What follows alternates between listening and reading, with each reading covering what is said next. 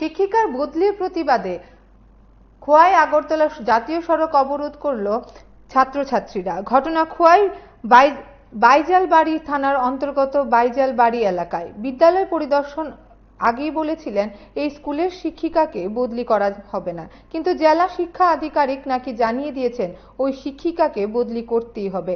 তাই ছাত্রছাত্রীরা রাস্তা অবরোধ করে শিক্ষিকার বদলি প্রত্যাহারের দাবি জানায়। সংবাদ মাধ্যমের মুখোমুখি হয়ে এই বিষয়ে ছাত্রছাত্রীরা এবং উপস্থিত পুলিশ আধিকারিকরা কি বলেছেন শুনুন।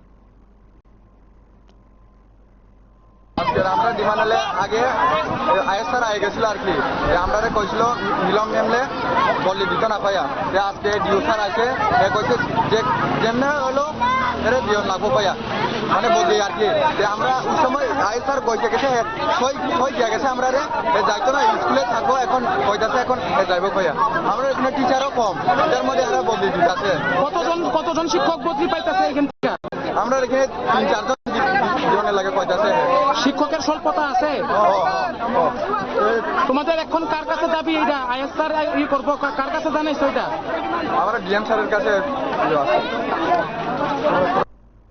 প্রায় আধা ঘন্টা 25 মিনিটের তারা দাবি হয়েছে তোমার এখানে হেড মিস্ট্রেসে বদলি করার লাগে, এরপরে আর্জেন্ট যে বদলি হয়েছে ওইটারে রাখিয়া হেড মিস্ট্রেস বদলি করবে, এই তারা দাবি।